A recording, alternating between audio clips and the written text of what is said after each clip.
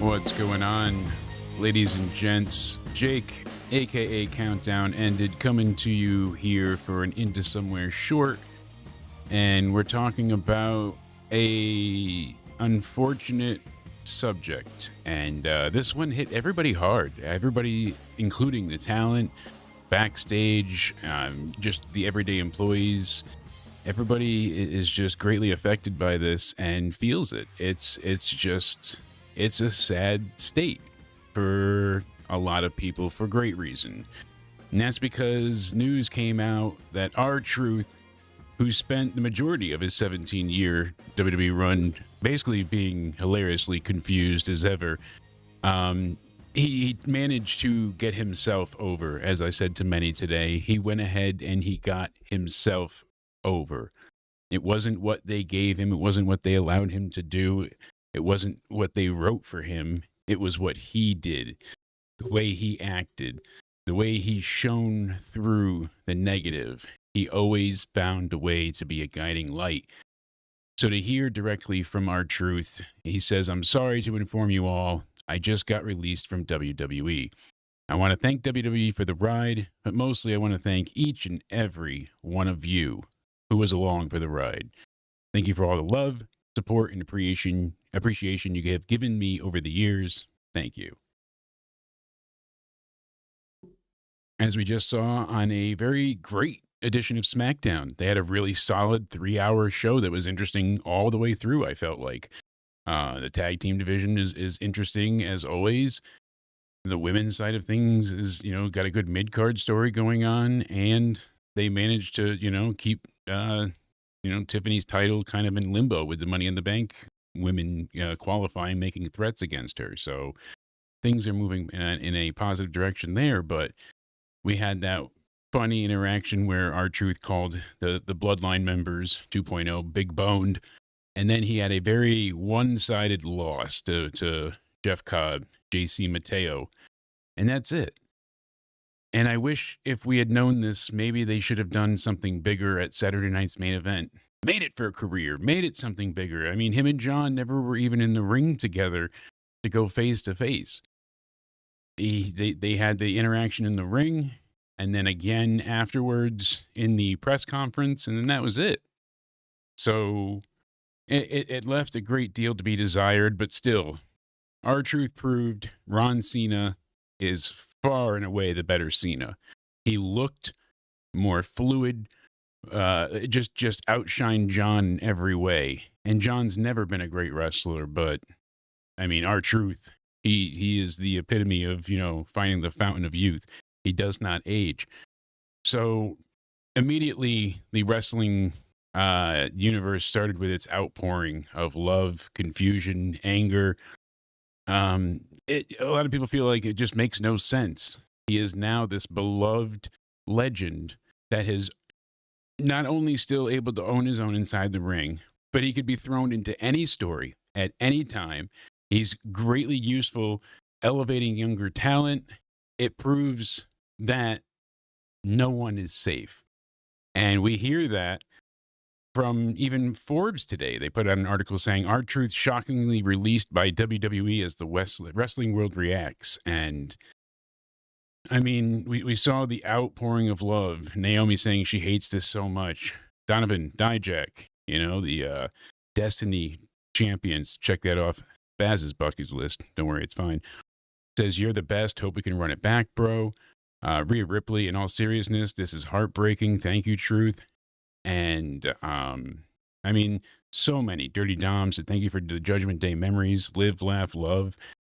And, I mean, Dom and Nick Mysterio. I mean, there's so many great things that he's done over the years. Him being, a lot of people forget, when he was, we had Damian Mizdow, and then we had, R. Ziggler instead of R-Truth, and he was Dolph's body double. That was always a highlight. I mentioned the stuff that he did with the Judgment Day. I loved when, he basically announced that he was in the Royal Rumble, found out Lesnar was in there, and then unannounced for the Rumble. When he shows up to matches, like he tries to get into the Women's Rumble match. I mean, there's been so many great things. Even the 24/7 title, as silly as it was, him invading what's his name? Oh, I Spud McKenzie there. Drake Maverick. He invaded his wedding, and that was a great moment for that title. I wish they had more of the real 24/7 instead of just being a roll up. Having him, come out on a table, I remember at one point was funny. He made people break all the time, even if it was this CEO Triple H. Him and Miz that would have been an amazing send off if anything, and Miz Truth. They really said, you had the Miz giving him some of the biggest love there could be, but SmackDown's lead writer, Road Dogg, he went ahead and he said, "I'm heartbroken. It's the nature of the beast, the part of the business that no one likes but the bean counters. I love Ron, the Truth Killings, and I don't care who knows it. What a run." And then suddenly that tweet disappeared, but you saw our Truth quickly say, "Thank you, Road Dogg. I love you too, my dog." So that was one of like the first emotional reactions, but it was taken down. And I mean, this, as I said, coming a week after he goes ahead and has his childhood hero dream match. I wish that maybe could have been the end for him. But seeing Road Dogg delete his tweet, fans are kind of left wondering, like, what's next? Is there more complications behind the scenes? We hear Sean Ross Sapp tweet out and say that this hit a lot of people very, very hard, and that it's basically causing issues. People are wondering, why him? What's next? What's going to happen? And he said, "We've unfortunately covered hundreds of releases, departures, and expirations. I've never covered one that was so universally disappointing to talent as fans alike as our truths. A lot of people in the company are bummed out and shocked and want to know what's next." And Conman had a great take as well, saying that getting rid of some of the most beloved WWE wrestlers, Dakota Kai, R-Truth, etc., does not make me want to pay record prices for tickets. And they're all absolutely right. I mean, he was a great guy that proved that, you can still maximize your minutes. And I mean, I'm glad he got that dream match against his childhood hero. The Miz said that forming Awesome Truth with you was one of the best runs of my career. No one made me laugh harder.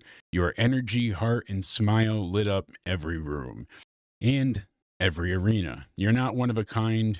You're one of a lifetime. I love you, Truth. Keep shining. And, that's just it. They didn't know.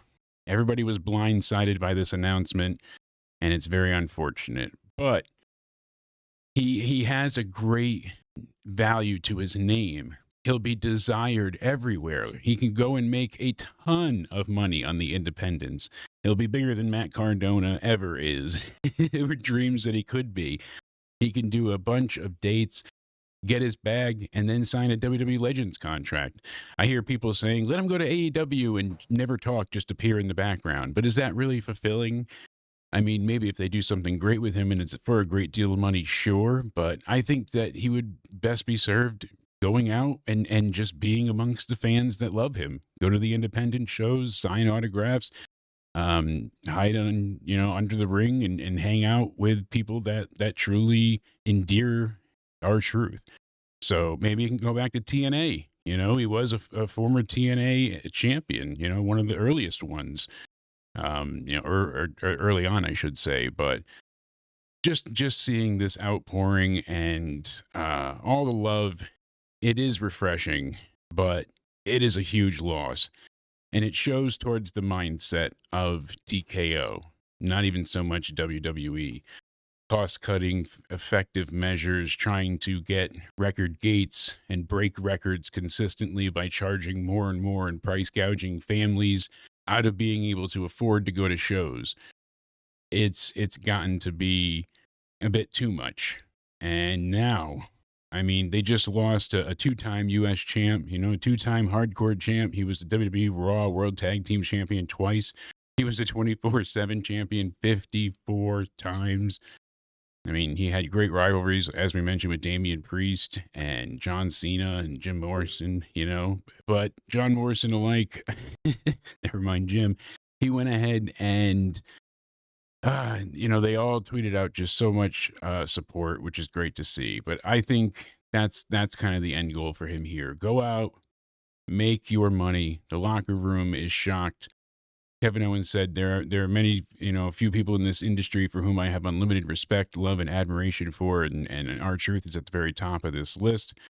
A timeless performer with an unmatched ability to entertain, and that's the truth. Absolutely. So I wish R-Truth the best of luck going forward in all his future endeavors legitimately. And let me know in the comments down below. How do you feel about this? I worry. Is The Miz next? What are we going to see? Because they have this mindset of, not just squashing any company that isn't willing to work and play ball with them, but they're also of this mindset right now that there's always somebody younger, hungrier, stronger, and newer. And that's kind of the thing that they're doing with LFG and the ID program and even NXT to a degree. We see some of the call-ups and how fast those are going. So they have a very young mindset, and they always kind of just want to refresh who's at the top. So I worry, who's making a lot of money that they don't value next? Because R-Truth, we all thought, was truly indispensable. Thank you all so much for being here. I appreciate it greatly. Hopefully you're all having a great Sunday. Guilty or Guilt-Free will be up and out later on today, so make sure you check that out as well. Thank you all so much, and as always, stay sexy.